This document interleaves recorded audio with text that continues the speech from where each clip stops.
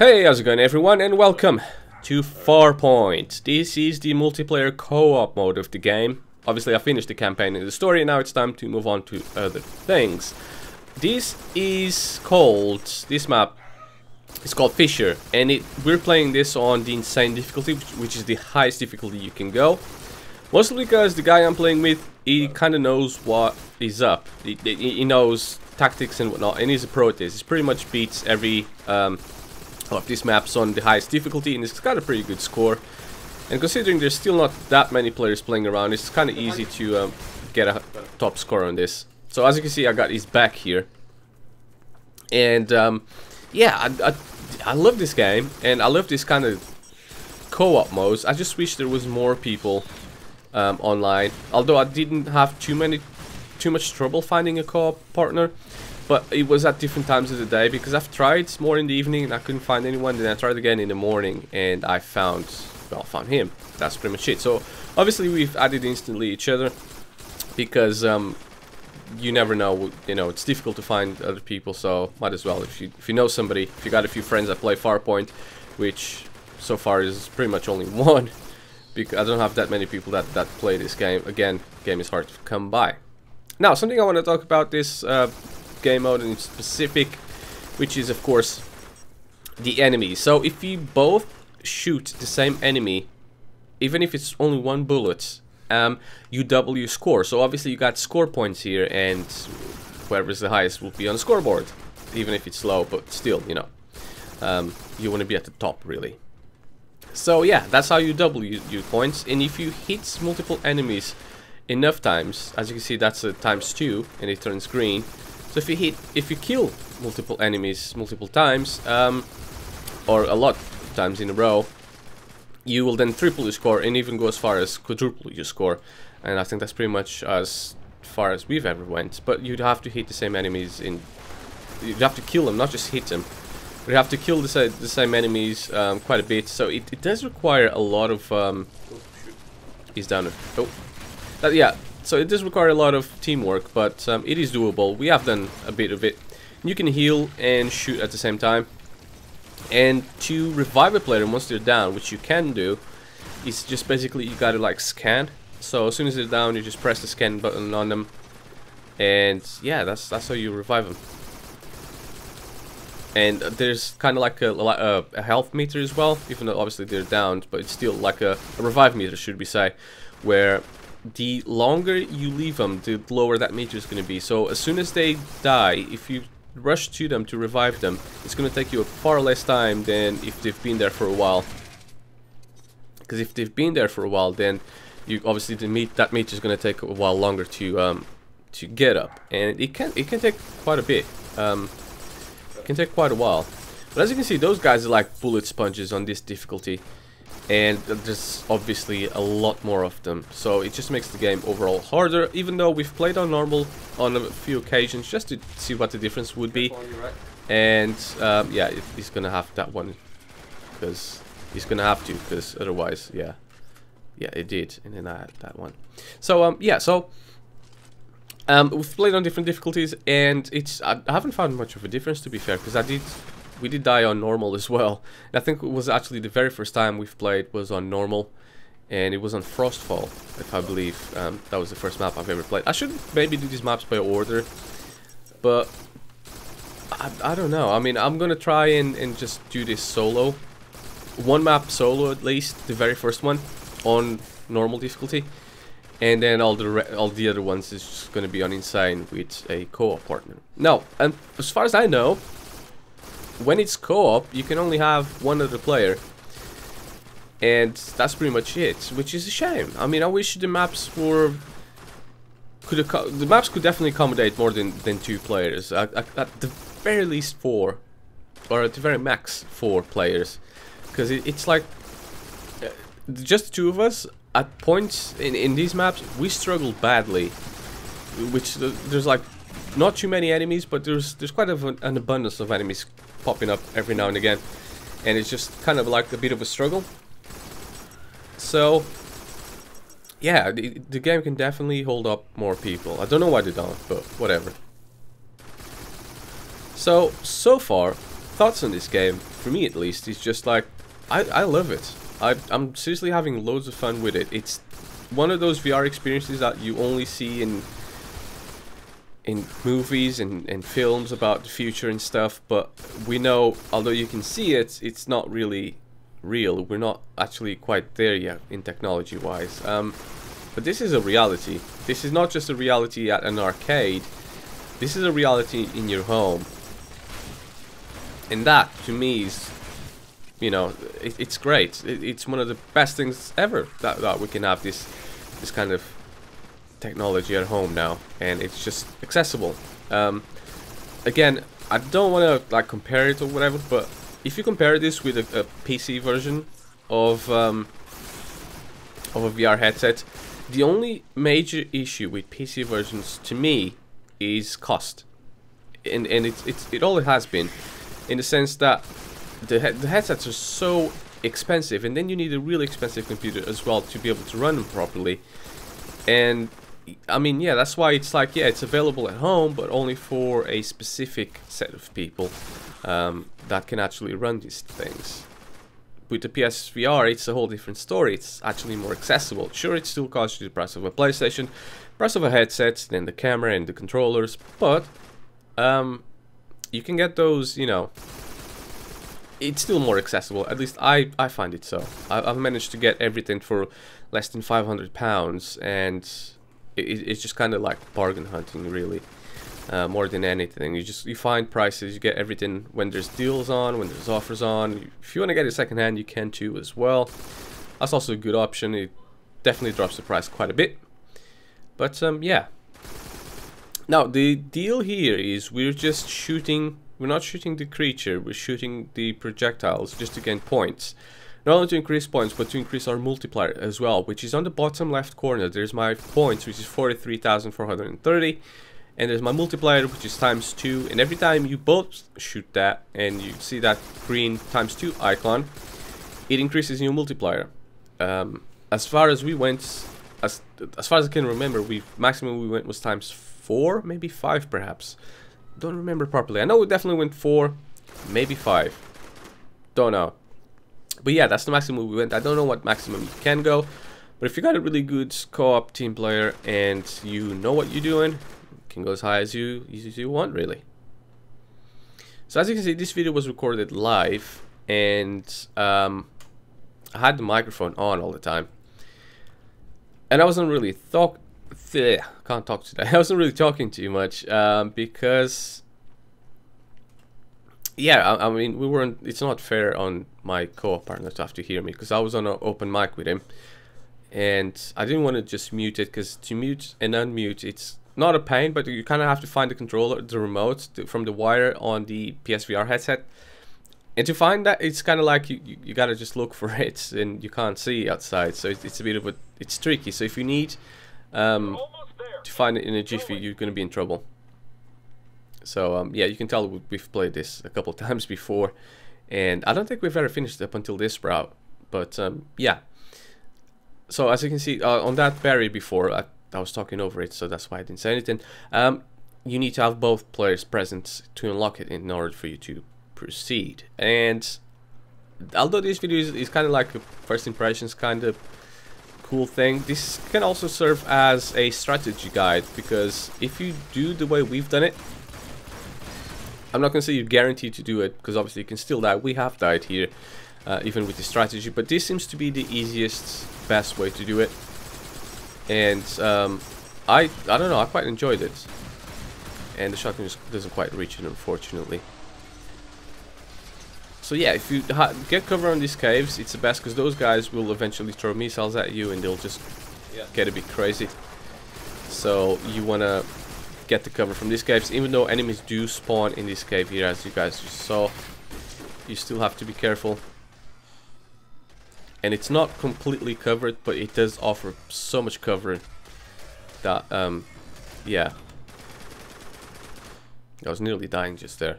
And your health doesn't recover all that quickly either. It does take a bit of time, so it's like, yeah, you gotta watch yourself a bit. And as you can see, that guy is gonna throw missiles at us, and we're completely covered from the top, so That laser, as you can see, it kills you in one hit, guaranteed. There's no questions about it. You will die in one hit with it. So the best thing to do is always dodge as much as you can. And obviously it doesn't penetrate anything, even if it's the thinnest wall. You will see the effects, but you won't do anything. So you can always, as long as you hide behind something or dodge it, which hiding behind something is the best strategy. Dodging it is kind of like, because the laser does move and it will kind of follow you. I mean, it's very slow and predictable, but you can still, I've been killed by it a few times. So I think best strategy, just hide behind something until after he does it, because he doesn't spam it. He only does it like once in a bit, so you can just hide it and then do whatever you want. Whoa. I gotta be careful with that. Now that would be something else that you'd have to worry about, which is those missiles that he throws at. Yeah, I know you can blow him up, but it's still something, you know, that you have to dodge. In this cave, you don't have that issue. So it's all, and I'm down. And he's already reviving me. You can revive and shoot at the same time, so keep that in mind. If you need some cover fire, just shoot. Oh, there's a sniper there, and I think that's that sniper that took me down, actually. And yeah, those missiles, they're killer. And they spam those missiles like crazy, and the missiles are quite hard, so it's like that can very easily take you down. As you can see, I was checking my health, which is now at an acceptable level, and as soon as I get out, he starts spamming the freaking missiles, of course, and it's finally down. If these guys are stupid enough to, you know, just rush in here, then deserve to die. The snipers don't usually take you down in one hit for the most part, but they do take your health down almost to none. So even if they don't take you down in one hit, somebody else then will finish the job. So that's why snipers are a bit of a danger here. See, I don't even worry about those missiles. And yeah, as you can see, even from really far away, they still don't hit. Now the choice of weapons was because I had those pre-selected, and like I said several times before, this is to me my favorite combo of weapons, which is the assault rifle and the shotgun. The assault rifle for general overall shooting, and I'm down again. Thank you. And the shotgun for close quarter combat. So as soon as they're close up to me, you know, they're gonna get it. And I've since changed that a little bit. I've kept the shotgun, I believe. Yeah, I'm pretty sure I've kept the shotgun. But I've changed my assault rifle to a precision rifle. And I seem to be doing a lot better. Well, not a lot better, kind of doing the same really. But it's like one shot kill for the most part. As long as you can hit it, you're gonna take him down. And I don't want to like say I'm pretty good, but I'm really good with the aim. So it's like I can get most enemies in one shot. They usually don't erratically move too much. So it's like, other than those alien guys that walk around, but every other enemy is pretty predictable. So you can pretty much tell where they're gonna move and how. And as long as you know how and when they're gonna do it, you can very easily kind of just take care of them, I suppose. So that's been working out quite well for me, because just the time to kill, they become less sponges, so the time to kill has been a lot reduced by a lot. And I don't remember right now, because obviously I haven't played this for well over a week now. I don't remember if I've still got a shotgun for my secondary, or if I got a rifle. I think it's a precision rifle and then an assault rifle combo, and of course because the precision rifle only got 3 shots, so if you miss hits with those 3 shots, it does take a while to reload, and you kind of get pants down quite a bit. And if you got loads of enemies around you, that's going to become a problem really quickly. So I think an assault rifle right after would make a bit more sense. because it's a lot better at all distances than it is at close quarters. And if you got an enemy like a giant, giant crab, whatever the heck they are, that's rushing towards you already, you still have that powerful 3 shots, and then you can just finish him off with the assault rifle anyways. Even though the shotgun is quite good against them. When I say is quite good, I mean it's great against them. Because yeah, because the closer they are, the stronger it is. It's one of them that it's really strong at close, close quarters, but it's kind of useless at any other distance. So unless you're really close to them, you're not gonna do it. The precision rifle is good at any distance, but again, it doesn't spread, and you gotta be really precise with it. You can't miss, or you can, but you got 3 shots, and if you miss 3 of them, then you're gonna be in a bit of trouble, because it takes time to reload, and you have to kind of back out and reload. I mean, each weapon's got their ups and downs, got their downsides and their good parts, and yeah, it's just one of them. I think the precision rifle is the only weapon that doesn't have any secondary fire, so it doesn't have any missiles, any shield, or anything of the sort. Which is a damn shame. They should at least add some, like a different scope, maybe. They should definitely add something to it. I mean, I know it's got each weapon's got its own scope, but I mean like a longer range scope and a shorter range scope to it, or something. They should definitely add a power up on it. I think it's unfair not to add a power up, or at least it's like special secondary fire ability to that weapon. As you can see, it's shooting now, so. And I think he was shooting at me, that's why my teammate kind of got him. Because if you got 2 people in, that are not one behind the other, which has happened as well before.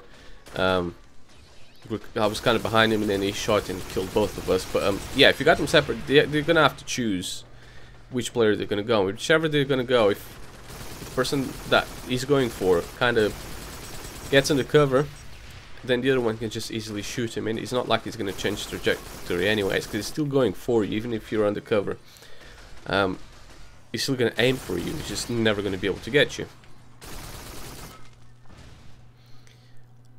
As you can see, we stay in these areas for quite a bit. Nearly 10 minutes per area, easily. And that seems to be the last guy, so we're just going to go to the next area, which again, you got these checkpoints, these big ass shield kind of things where both players must be there, and then you can move on further away from there, which is just coming up right here actually. And yeah, there's a precision rifle there. I don't take it until we've played this game for like freaking hours. We were playing it for quite a long time, obviously with breaks, but yeah, as you can see, stretching out, and this whole character stretches. Yeah, this game is intense. That's another thing I forgot to mention. This is something that people don't tell you, and you never actually get to hear about, is how not stressful, but how much stress it puts on your body. And he's still standing up from his chair. That's why his character looks like that, looks all stretched out. Yeah, so it puts a lot of strain on your arms. So my shoulders and my biceps and my forearms were kind of aching, and I don't know if it's because I work out quite regularly, or is it because it's just how the game puts it on, but I think it's kind of a bit of both, really. I think it's because obviously I was fatigued from working out not early that day, the day before, as a matter of fact. My muscles still healing, and the fact that if you stay for a half hour with freaking waving a plastic gun around, you're gonna get tired. So yeah, so there's a lot of things that I haven't seen people mentioning about in reviews and stuff like that, which is things like battery life of the controller. What's it like? And well, so far it's been amazing actually. It's been the longest battery life controller I have overall, period. It's even longer than the DualShock 4 controller. That's how long this battery life is. So battery life is really good, and everything else so far has been actually great. The tracking is amazing. It's definitely next gen tracking. I've never lost tracking with it, never once the gun wobbled up or anything that bad happened. Not in Farpoint, at least.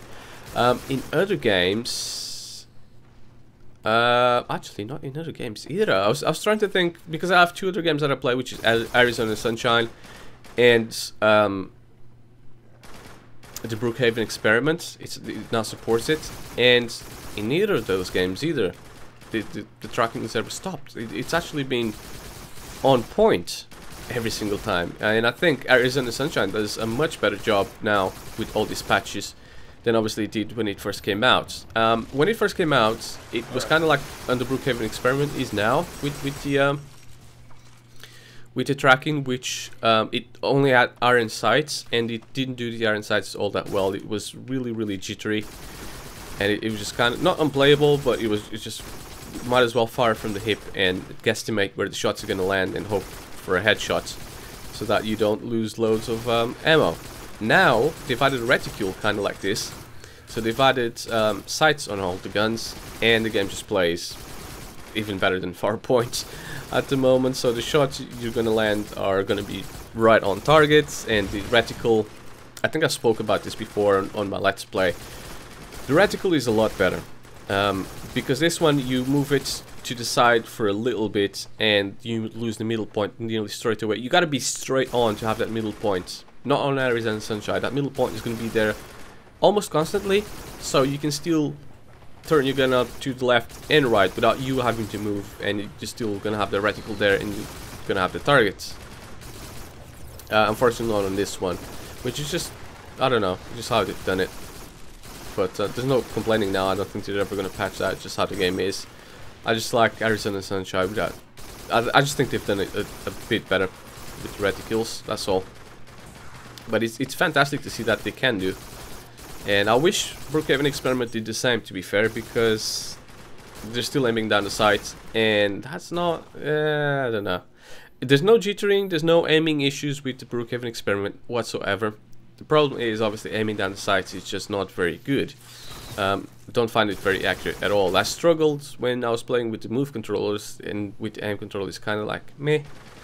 So a lot of people seem to think that Brookhaven Experiment with the move is still not all that great, unfortunately, which I agree.